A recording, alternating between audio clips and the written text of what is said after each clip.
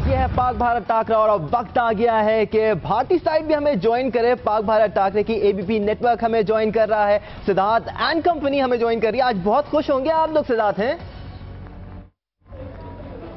मेरी खुशी से ज्यादा दानिश यहाँ पर खुशी जो है आपको देखनी चाहिए विनोद कामली की, और विनोद कामली के चेहरे पर मुस्कान है। वो शिकू भाई को ढूंढ रहे हैं और हामिद साहब को मिस कर रहे हैं कि भाई हामिद भाई कहाँ हैं।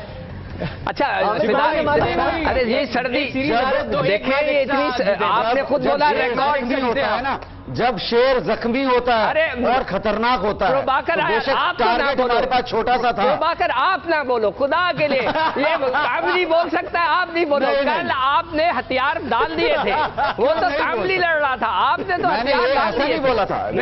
मैंने हथियार डाले थे क्योंकि मनचाही टीम नहीं मिल रही थी। आज टीम चेंज हुई, आप चेंजेस देख रहे हैं और उसका असर देख रहे हैं। वही था यार, आज जवानों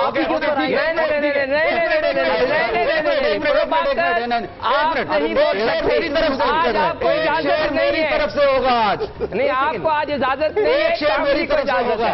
सिकंदर एक शेर तो मैं जी इरशाद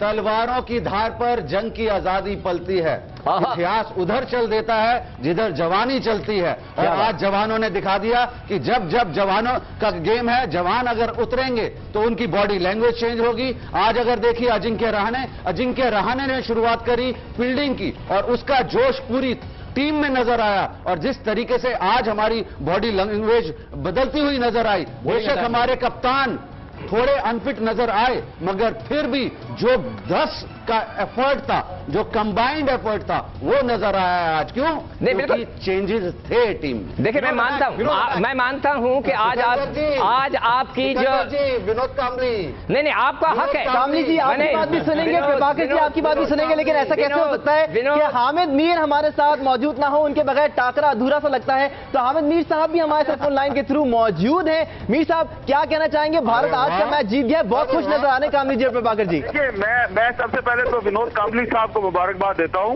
क्योंकि ये कल कह रहे थे कि इंडिया जीतेगा और हम कह रहे थे कि व्हाइट वॉश होगा, लेकिन कामली सपोर्ट कर रहे थे। प्रभाकर साहब का ख्याल था कि आज भी पाकिस्तान जीत जाएगा। तो मैं कामली साहब को बहुत मुबारकबाद देता हूं कि इंडिया जीता है, और ये खेल है, इसमें हार जीत होती रहती है। आज भी इंडिया की बैटिंग फ्लॉप हुई, लेकिन उन्होंने अच्छी बॉलिंग के जरिए और अच्छी फील्डिंग के जरिए मैच जीत लिया, इसलिए मैं कामली को मुबारकबाद देता हूँ।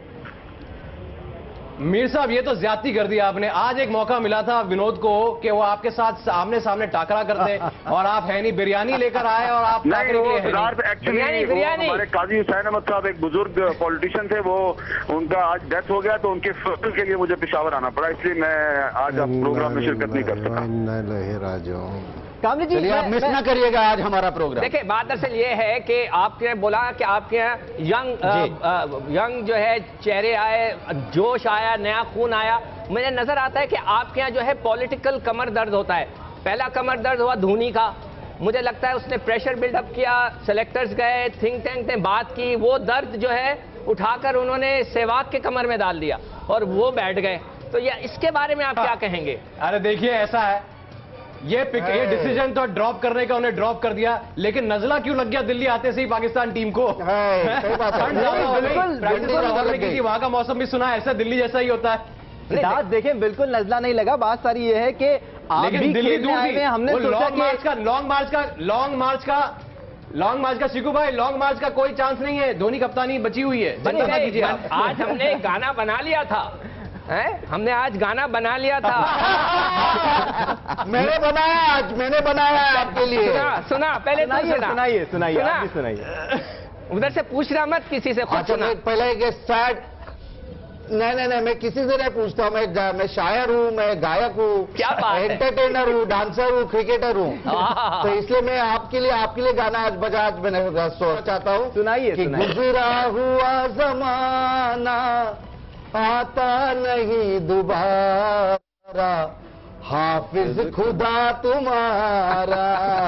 कामली जी, हम तो चाहते हैं कि ये जमाना आता रहे और पाक भारत अमन की आशा इसी तरह आगे बढ़ती रहे, पाक भारत सीरीज भी होती रहे। मैं आपसे ये जानना चाहता हूं, आज जो भारतीय साइड जिसको हम बहुत अच्छी बैटिंग लाइनअप समझते हैं, और एक बार फिर वो लड़खड़ा गई। पाकिस्तानी बॉलिंग माना कि बहुत अच्छी थी, लेकिन फिर भी भारतीय बैटिंग साइड में परेशानियां नजर आती हैं।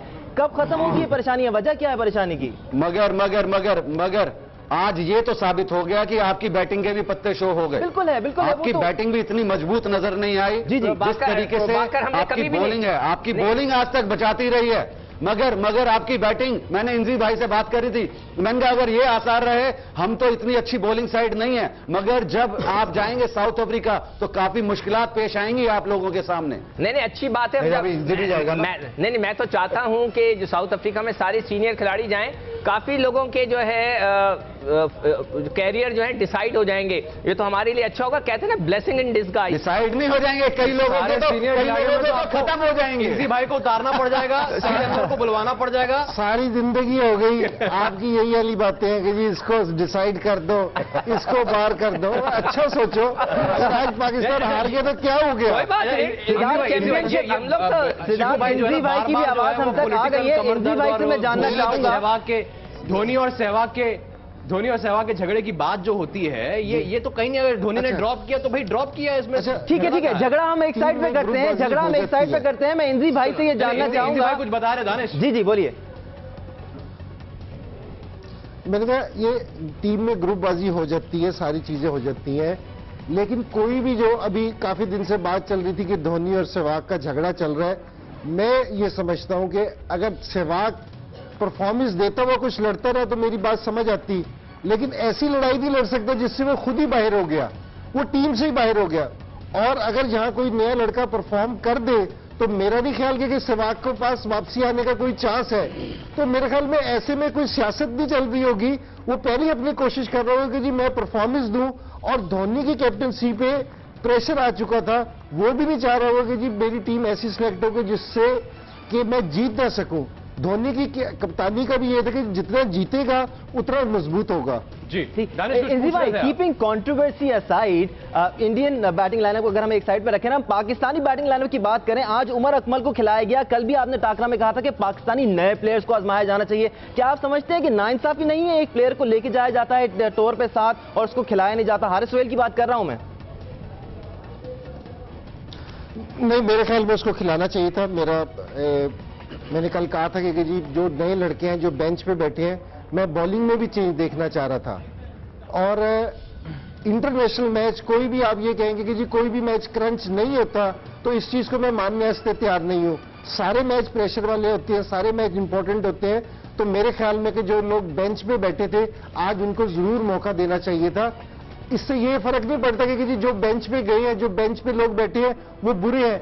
आज इंडियंस ने भी जो बेंच पे लोग बैठे थे उनको मौका दिया, उन्होंने अच्छी परफॉर्मेंस की और अच्छी परफॉर्मेंस से बुरा ये कि फाइट की ग्राउंड में। आपको उनकी, मैं ये समझता हूं कि इंडिया ना बॉलिंग से मैच जीता ना बैटिंग से, सिर्फ अपनी फील्डिंग से मैच जीता है। जो उनकी फील्डिंग में पॉजिटिव बॉडी लैंग्वेज थी ना, उससे मैच जीता है। तो मेरे ख्याल में हमारे लड़के भी ये कर सकते थे। और हारिस सोहेल गया हुआ था और वहाब रियाज था, तो मेरे ख्याल में इनको खेलना चाहिए था। मैं कामली बोल रहा हूं।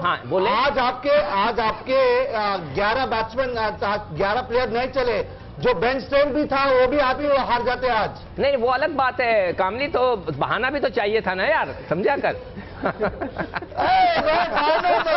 अरे बाकी के 4 भी आउट हो जाते थे। अच्छा। इंजी से मैंने सवाल करना है। इंजी, आप पाकिस्तान टीम के कैंप के दौरान बैटिंग कंसल्टेंट थे, आप क्या देख रहे हो? हमारी बैटिंग जो है उसमें वो पावर नजर नहीं आती, कि जो उनके अपने नेचुरल शॉट्स कम नजर आते हैं, अंडर प्रेशर हो जाते हैं। तो एज अ बैटिंग कंसल्टेंट आप क्या कहेंगे? नहीं, बिल्कुल हमारा ये कभी भी, अगर पिछले 2-3 साल से देखा जाए तो हमारा ये वीक पॉइंट रहा है बॉलिंग के मुकाबले में, क्योंकि जी बैटिंग हमारी इतनी एक्सपीरियंस नहीं है।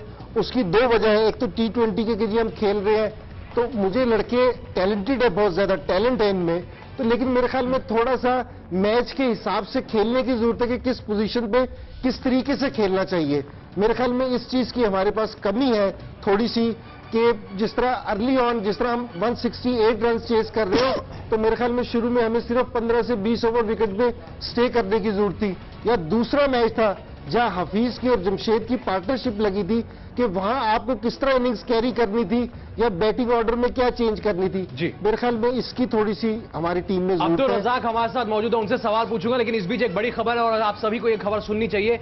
चेतेश्वर पुजारा को शामिल कर लिया गया है। वीरेंद्र सहवाग बाहर है, इंग्लैंड के खिलाफ जो सीरीज हो रही है उसमें सहवाग वनडे टीम से बाहर कर दिए गए हैं। चेतेश्वर पुजारा को शामिल किया गया है। अजिंक्य रहाणे मौजूद रहेंगे, रोहित शर्मा मौजूद हैं, शमी अहमद को मौका मिला है, भुवनेश्वर कुमार को मौका मिला है, रविंद्र जाडेजा शामिल है। एक बदलाव जो है, वीरेंद्र सहवाग को बाहर किया गया। गौतम गंभीर हैं, गौतम गंभीर खेलेंगे उस सीरीज में, लेकिन वीरेंद्र सहवाग को बाहर करके चेतेश्वर पुजारा को शामिल किया गया है।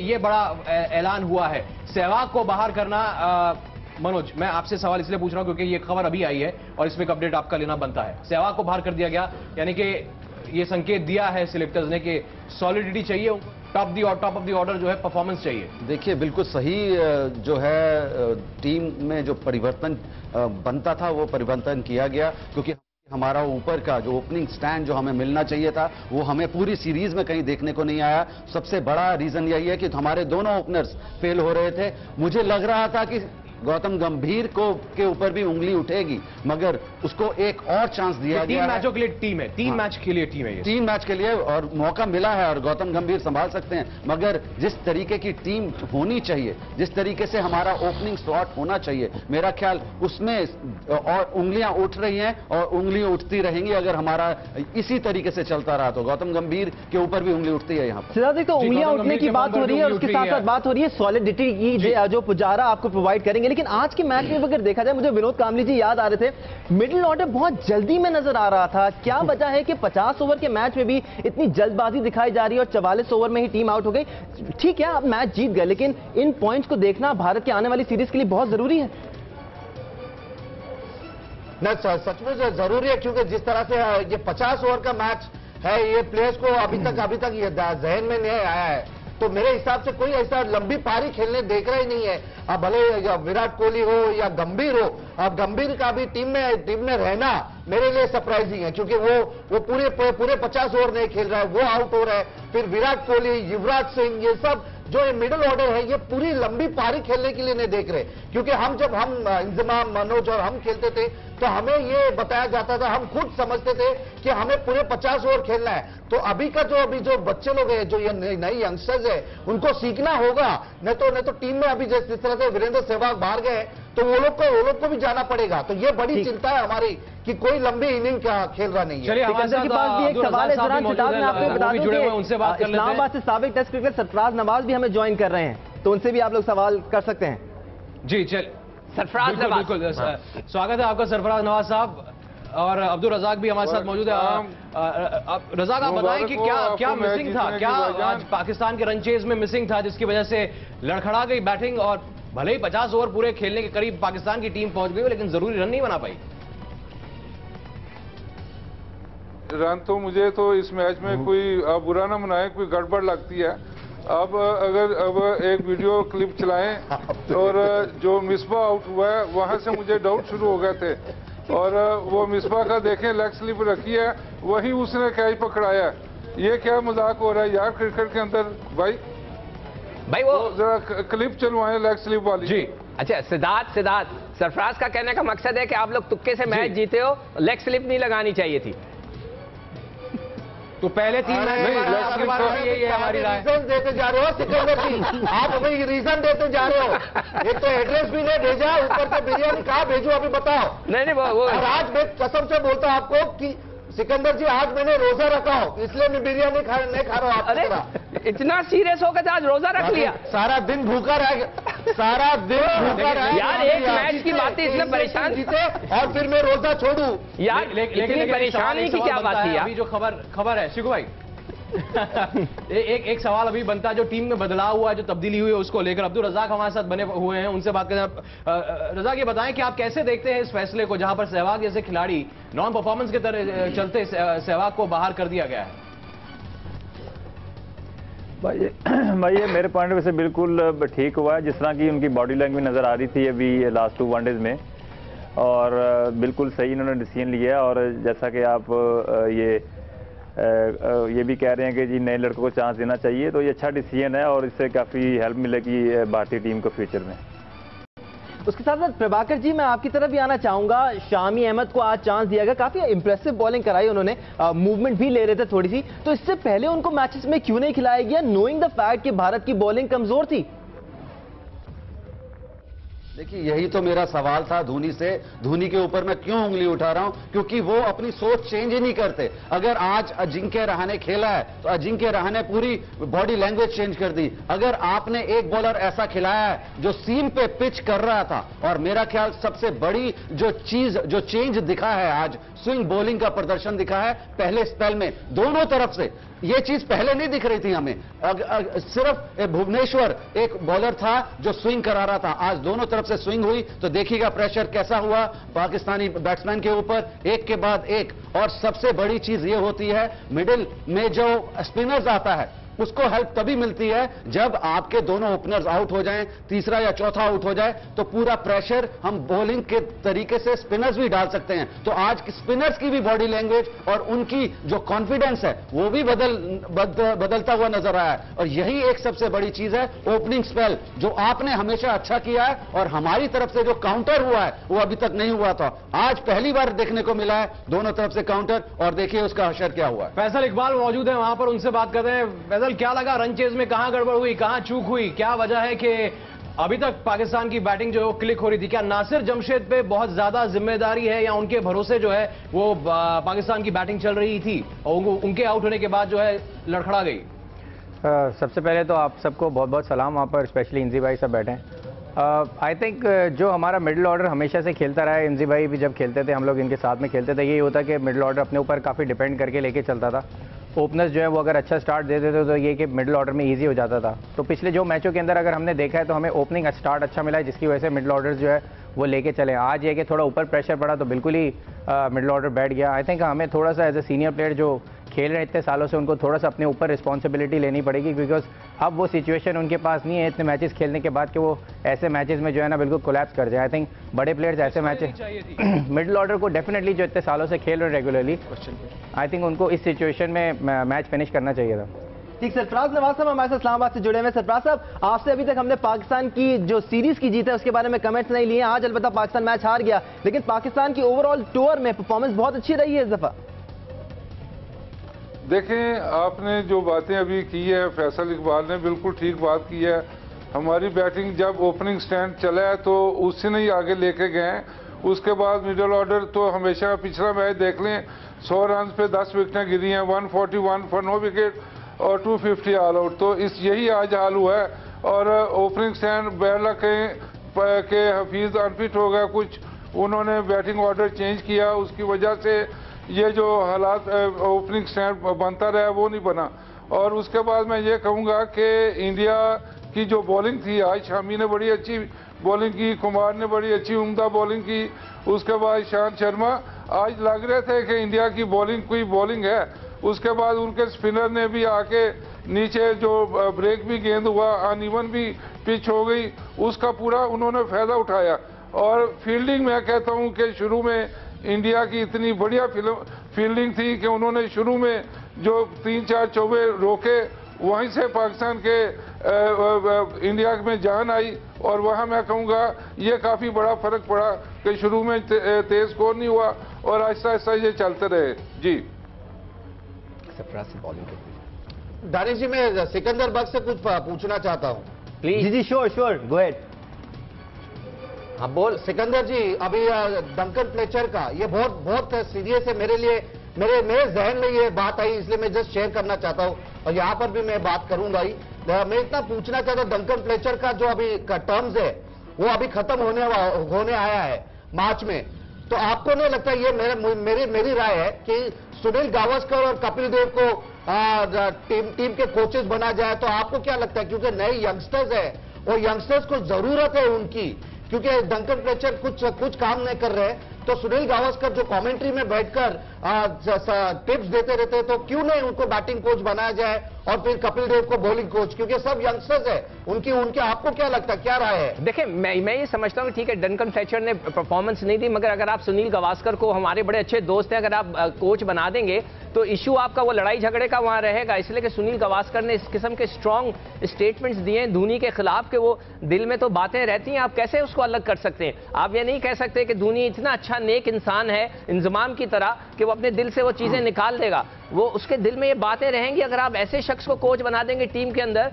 जो लड़कों के साथ इतना उसका रैपो नहीं है, तो फिर इशू शुरू होंगे। आपको कोच हो सकता है चेंज करना पड़े, मगर एक न्यूट्रल आदमी ने, एक ऐसा आदमी लें कि जिसने कभी प्लेयरों को क्रिटिसाइज ना किया, वरना ये इशू आपका चलता रहेगा। मैं अपने क्रिटिसाइज किया हो तो इसका मतलब कोई कोच नहीं बन सकता। नहीं क्रिटिसाइज किया तो देखे ना, आपका कप्तान तो वही रहेगा ना, आपका कप्तान, उसने कप्तान को क्रिटिसाइज किया है तो उनकी तो बनेगी नहीं, ये तो दिल में नहीं। क्या हुआ? क्या बात कर रहे हैं आप?